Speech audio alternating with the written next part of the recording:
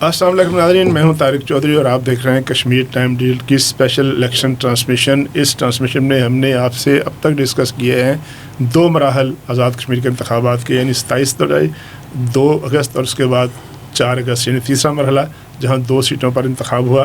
और बड़ा दिलचस्प मुकाबला हुआ, ऐसा दिलचस्प मुकाबला हुआ कि आज़ाद कश्मीर की पूरे पाकिस्तान की नज़रें उन सीटों पर लगी हुई थी, LA 27, LA 28 यानी लचराट और कोटला का।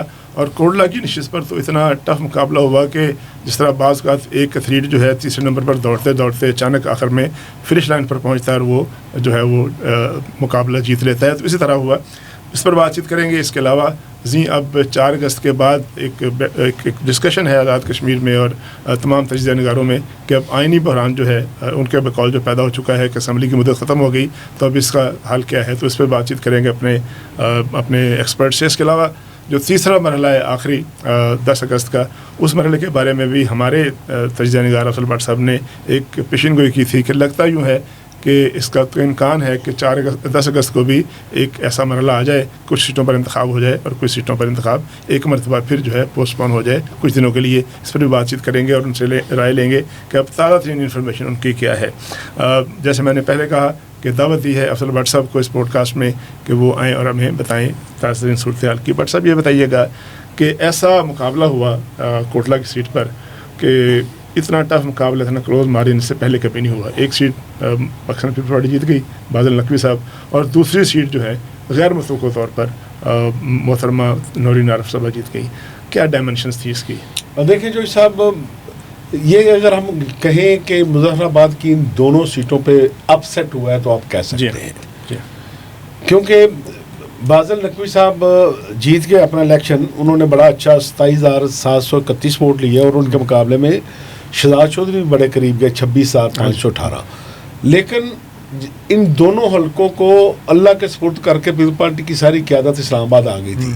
वो ये समझते थे कि जो ट्रेंड बन गया है कि मुजफ्फराबाद डिवीज़न में नून लीग जीत गई, लीड ले चुकी है, मीरपुर में पहले जीत चुकी है, वफाकी हुकूमत नून लीग की है, तो ये ट्रेंड ऐसा होगा कि शायद दोनों सीटें जो है मुस्लिम लीग नून जीत जाए।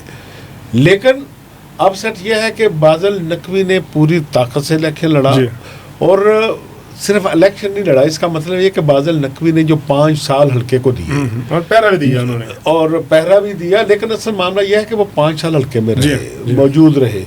शहजाद चौधरी साहब कभी एक जमात, कभी दूसरी जमात, कभी तीसरी जमात, कभी चौथी जमात, और उस हल्के के बाशऊर लोगों ने साबित किया कि नहीं, जो आदमी अपने एक नज़रिए पे कायम रहता है वो वोट का मुस्तहिक होता है। और बादल नकवी जीत गए। ये पीपल्स पार्टी की उस दिन की एक्सपेक्टेशन की बता रहा हूँ, पहले वो समझते थे कि बादल नकवी एक विनिंग कैंडिडेट है। इसी तरह आगे आ जाए तो सरदार तबारक जो है वो समझा जा रहा था कि एक सीट होगी इस्तेकाम पाकिस्तान पार्टी की, और वो होगी सरदार तबारक साहब की। और ये पहला हल्का था जिसमें 3 उम्मीदवारों, 3 जमातों के दरमियान नेक टू नेक फाइट थी। तीनों 18,000 से ऊपर हैं और 19,000 से नीचे हैं। बड़ा दिलचस्प दादोशुमार है कि नौरीन आरिफ साहबा जीती हैं, उन्होंने वोट दिया है 18,919। दूसरे नंबर पे आए हैं सरदार तबारक साहब 18,621। तीसरे नंबर पर आए हैं सरदार जवेद अयूब साहब जो सिटिंग MLA भी थे और मिनिस्टर भी थे, 18,037। यहाँ अगर आप देखें तो टोटल इतना क्लोज कंटेस्ट है कि कोई बंदा तसव्वुर ही नहीं कर सकता कि इतना क्लोज कंटेस्ट किसा हो सकता है। 298 वोट टोटल, और यहाँ कम से कम 8 ऐसे आज़ाद उम्मीदवार हैं जिनका नाम भी कोई नहीं जानता था, वो 300 ज़्यादा वोट ले गए हैं। मैं समझता हूँ कि इस सीट को हराने का सेहरा जो है ना वो सरदार तनवीर लियाज के सर है।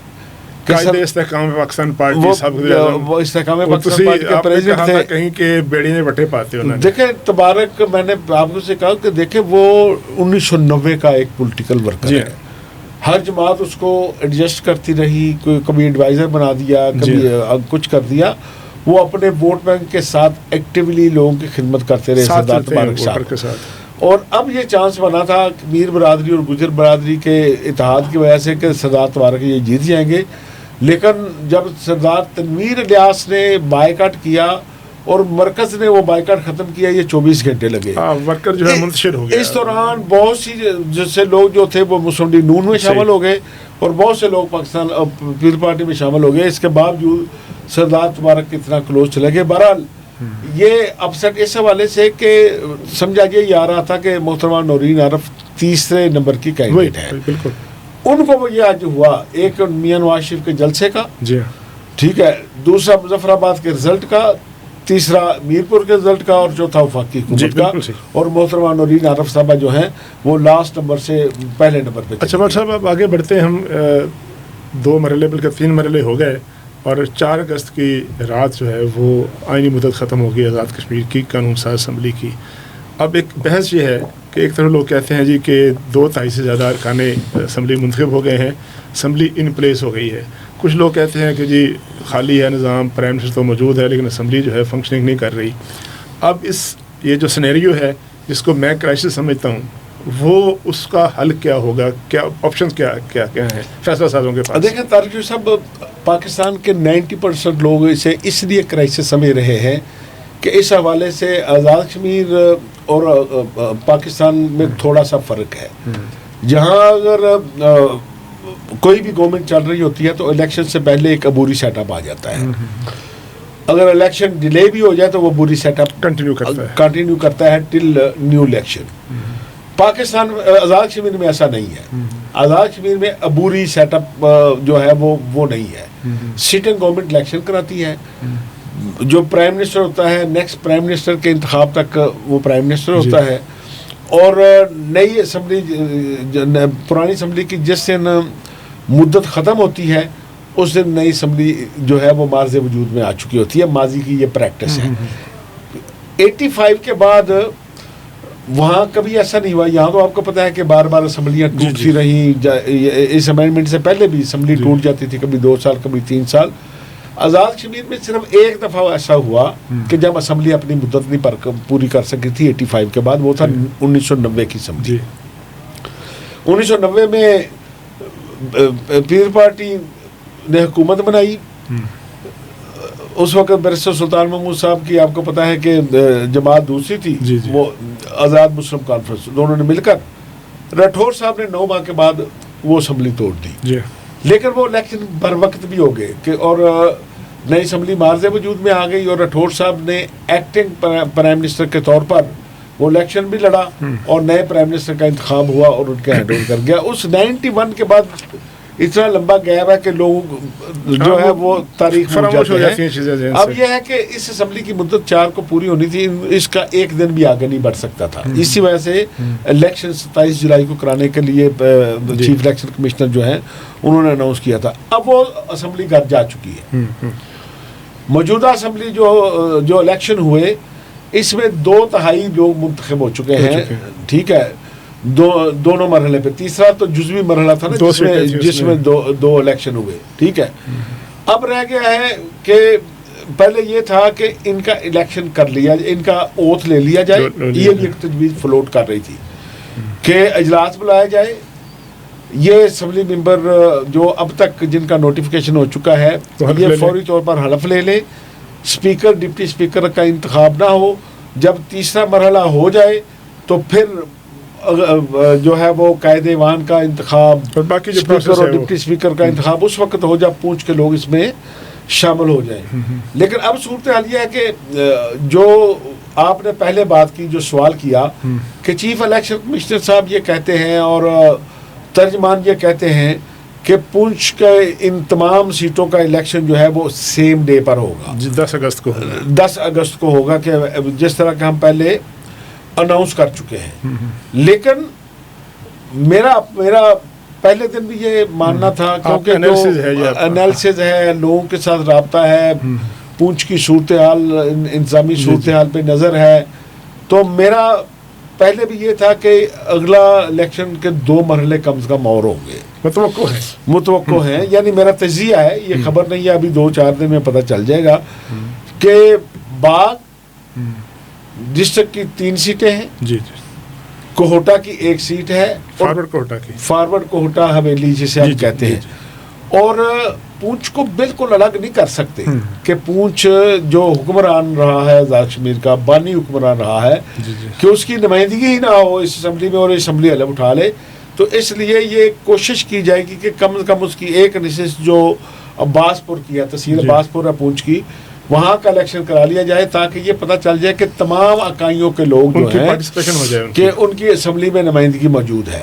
تو منیمم تو یہ ضرور ہوگا. لیکن چیف الیکشن کمشنر اب بھی یہ کہتے ہیں کہ ہم نے تمام 11 کی 11 نشستوں پہ یہ الیکشن کرانا ہے. لیکن جو سب گو کے راولا کوٹ کی صورتحال افسوسناک ہے. کافی لوگ جو ہیں ظاہر ہے کہ وہاں ابھی تک 2 ماہ سے احتجاج میں ہیں, ڈیڈ باڈیز پڑی ہیں, لوگوں نے کھانے پینے کا مسئلہ ہے, میڈیسن کا مسئلہ ہے. لیکن اس کے باوجود وہاں جو اب تک کے کینڈیڈیٹ سامنے آئے ہیں ان کی صورتحال آزاد کشمیر سے سب سے منفرد ہے کہ وہاں اب کتنی جماعتیں الیکشن میں حصہ لیں گی؟ جے یو آئی وہاں 11 نشستیں ہیں اور 7 جماعتیں الیکشن میں حصہ لے رہی ہیں. یہ پورے آزاد کشمیر میں کہیں نہیں تھا.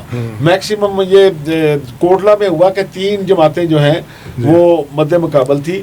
اب یہ ہے کہ یہ 3 جماعتیں تو موجود ہیں کیونکہ ایک بڑی اناؤنسمنٹ جو ابھی ہوئی کہ سردار تنویر الیاس صاحب جنہوں نے پہلے الیکشن میں حصہ لینے کا اعلان کیا, پھر کیا کہا کہ ہم سارے مرحلوں کا بائیکاٹ کرتے ہیں, پھر کہا کہ ہم صرف دوسرے مرحلے کا بائیکاٹ کر رہے ہیں, دوسرے کا نہیں کر رہے, تیسرے کا کر رہے ہیں. اب ان کی اسٹیٹمنٹ یہ آئی ہے کہ ہم تیسرے مرحلے کا الیکشن لڑ رہے ہیں. اچھا, اب اگر استحکام پاکستان پارٹی بھی الیکشن میں حصہ لیتی ہے تو پھر جماعت اسلامی بستی باغ میں بریگیڈیئر محمد خان صاحب ان کے کینڈیڈیٹ ہیں, وہ اس سیٹ پہ الیکشن لڑ رہے ہیں. اسی طرح راولا کوٹ سے جے کے پی پی کے حسن ابراہیم صاحب امیدوار ہیں اور دوسری نشست سے پانچوٹ سے اسد ابراہیم صاحب ان کے امیدوار ہیں. ساتھ ہی اگر آ جائیں صدرنوتی سے تو جے یو آئی کے امیدوار ہیں. آگے آ جائیں تو مسلم کانفرنس کے امیدوار سردار عتیق صاحب ہیں, جبکہ پیپل پارٹی اور مسلم لیگ نون بھی میدان میں ہے. تو اس حوالے سے اگر دیکھا جائے اگر الیکشن ہوا تو سینیریو بڑا دلچسپ ہوگا. جو 10 اگست کا مرحلہ ہے پاسبلی اس کا کینوس وسیع ہے, یعنی وہاں زیادہ جماعتیں حصہ لے رہی ہیں. اچھا بٹ صاحب, یہ سارے معاملات ابھی چونکہ ایکشن کمیٹی کے گرد گھومتے ہیں. ایک جو آبزرویشن تھی آپ کے ناظرین کی ایکشن کمیٹی کے بارے میں جو بات کرتے ہیں, چونکہ سب سے بڑا مسئلہ اس وقت اسی کے گرد گھومتا ہے, تو کسی ایک ویور نے کہا کہ جی ان سے پوچھیں کہ جو ایکشن کمیٹی ہے وہ مہاجرین جموں کشمیر کی نشستیں جس پہ اب الیکشن ہو چکا ہے, وہ تو ظاہر ہے مکمل ہو گیا ہے, اس پہ تو ان کو اختلاف ہے یا اس سے اتفاق نہیں کرتے. لیکن جو اوورسیز کی سیٹیں ہیں اس پہ وہ اتفاق کرتے ہیں, اس پہ وہ اختلاف کرتے ہیں. یا پھر یہ ہے کہ جو اوورسیز سے لوگ آگے لڑتے ہیں الیکشن دبئی سے یا یو کے سے, تو ان پہ بھی ان کو کوئی اعتراض نہیں ہے. تو یہ جو ایک آبزرویشن تھی اس کو کیسے رسپونڈ کریں گے؟ دیکھیں یہ سیریس کویشچن تو ہے. مثلاً عوامی ایکشن کمیٹی کے مطالبات سے بہت سے لوگ اتفاق بھی کرتے ہیں, ان کے ساتھ بھی چل رہے ہیں. کچھ لوگ ناقدین بھی ہیں اور ان کے سارے سوال جو ہے وہ غلط نہیں ہے. یہ ایک جینوئن سوال ہے کہ بھائی اگر آپ پاکستان میں ایک بندہ رہتا ہے, اس کے الیکشن لڑنے پر آپ کو اعتراض ہے کہ وہ ٹی اے ڈی اے لیتا ہے, وہ ٹکٹ لیتا ہے, وہ فنڈ لیتا ہے, لیکن ایک بندہ جو یو کے میں رہتا ہے اوورسیز کی نشست میں آتا ہے, اجلاس کے لیے آتا ہے, اجلاس کے لیے آتا ہے, تو اس کی نمائندگی پہ تو آپ کو کوئی اعتراض نہیں ہے. اسی طرح آپ کسی ٹیکنوکریٹ کی نشست پہ ابھی آپ کا کوئی اعتراض نہیں ہے.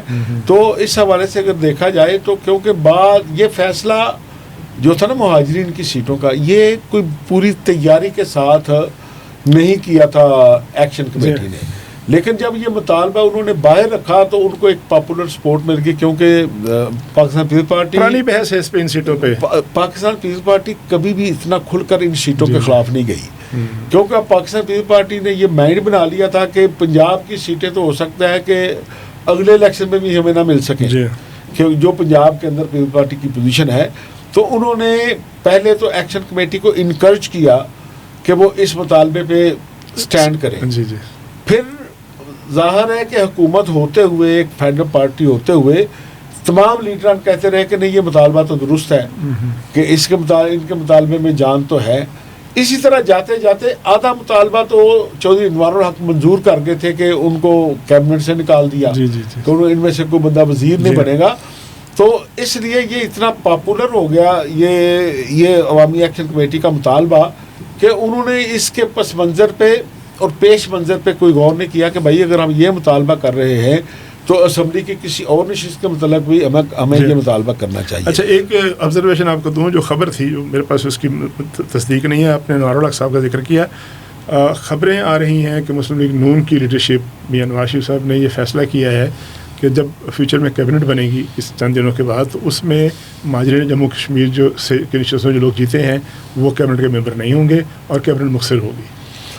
دیکھیں یہ تو کیونکہ ایکشن کمیٹی کے ساتھ ایگریمنٹ کا حصہ ہے کہ ایکشن کمیٹی کے جو مطالبات تھے ان میں ایک یہ تھا, اگر یہ اس پہ ایگریمنٹ ہو چکا ہے, اس پہ دستخط ہو چکے ہیں, تو پھر میرا خیال ہے اس ایگریمنٹ کی پابندی وفاقی حکومت کو بھی کرنی چاہیے, آزاد کشمیر حکومت کو بھی کرنی چاہیے اور دونوں پارٹیوں کو بھی کرنی چاہیے, اور وہ کر رہے ہیں تو اچھی بات ہے. لیکن دوسری طرف اگر جائیں نا چوش صاحب, اب ایکشن کمیٹی کے پاس بھی آپشن بہت موجود رہ گئے کہ ان کے پاس اب دو راستے تھے. یا تو یہ ہے کہ ان کے ساتھ مذاکرات کیے جاتے اور رسپیکٹیبل طریقے سے انہیں فیس سیونگ دی جاتی اور وہ اٹھ کر چلے جاتے ایک ہیرو کے طور پہ.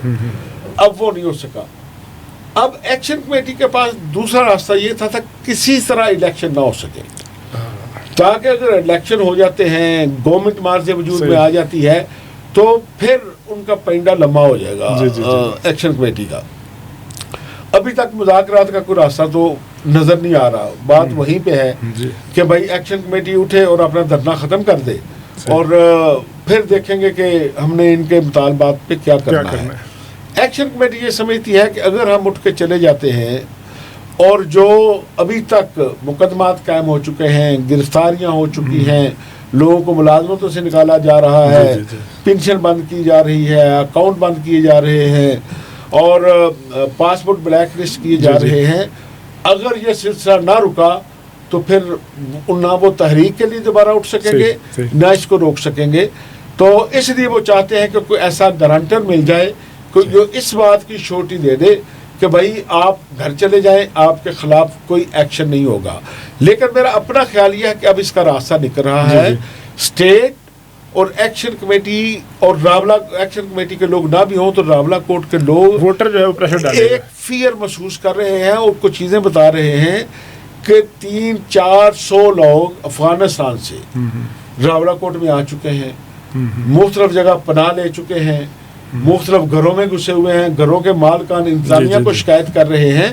اور اس بات کو ریلائز اب ایکشن کمیٹی بھی کر رہی ہے کہ اگر خدا نخواستہ وہ لوگ سیکورٹی فورسز پہ اٹیک کر دیتے ہیں بن جاتا ہے اور فائرنگ کرتے ہیں, سیکورٹی فورسز کا نقصان ہوتا ہے, تو سمجھا یہ جائے گا کہ یہ ایکشن کمیٹی کر رہی ہے. جی بالکل. اور اس حوالے سے راولہ کوٹ کی انتظامیہ, راولہ کوٹ کے جو معتبر حضرات ہیں, بار کے لوگ ہیں, پریس کے لوگ ہیں, سوشل میڈیا سول سوسائٹی کے لوگ ہیں, نہیں وہ باضابطہ ایکشن کمیٹی کے ساتھ یہ بات کر رہے ہیں. وہ کہہ رہے ہیں کہ یہ اسٹیٹ نیریٹو نہیں ہے کہ یہاں افغانستان کے لوگ آئے ہیں, کہ نہیں ہمارے ساتھ والے گھروں میں موجود ہیں. تو اس لیے ایکشن کمیٹی سے کہہ رہے ہیں کہ اس حد تک تو ٹھیک تھا کہ ہم آپ کے ساتھ تھے, لیکن اگر آپ کسی کمپرومائز پہ بھی جاتے ہیں تو یہ ایسی حرکت کریں گے کہ کوئی کمپرومائز نہیں ہو سکے گا. تو اس لیے میرا اپنا خیال یہ ہے کہ دونوں طرف سے اب اسٹیٹ بھی یہ سوچ رہی ہے کہ ایکشن کمیٹی کے ساتھ ٹھیک ہے ہمارا ایک معاملہ چل رہا تھا, لیکن اب ایکشن کمیٹی سائٹ پہ اگر ہو بھی جاتی ہے تو یہ جو لوگ آگے ہیں جو صرف اس وجہ سے آئے ہیں کہ ہم نے یہاں امن نہیں ہونے دینا, تو ان کا کیا بنے گا. جی بہت شکریہ افضل بٹ صاحب, بڑے اہم نکات اٹھائے ہیں ایکشن کمیٹی کے حوالے سے, ان خوفناک اطلاعات کے حوالے سے, تشویشناک اطلاعات کے حوالے سے جن کے مطابق کچھ جو ہے فارنر اسپیشلی افغانی جو ہیں وہ اس علاقے میں گھس چکے ہیں. یہ اطلاعات ہیں مقامی لوگوں کی. اگلے مرحلے میں 10 اگست کو انتخابات جو ہیں وہ ہوں گے, تو کیا ہوگا. آئینی بحران کا حل جو ہے وہ اس وقت جو ہے وہ بٹ صاحب نے تجویز نہیں کیا, بلکہ اس کا انالائز کیا کہ اس کا کیا باتیں چل رہی ہیں اور کیا کیا ممکنہ آپشنز ہیں. اور سب سے دلچسپ جو مقابلہ ہوا تھا اس کی تفصیل بتا دی کہ کس کے کہنے پہ یا کس کے ایک فکرے نے سردار تبارک صاحب جو کہ بڑے پوٹینشیل کینڈیڈیٹ تھے ان کو سیاسی نقصان سے دوچار کیا.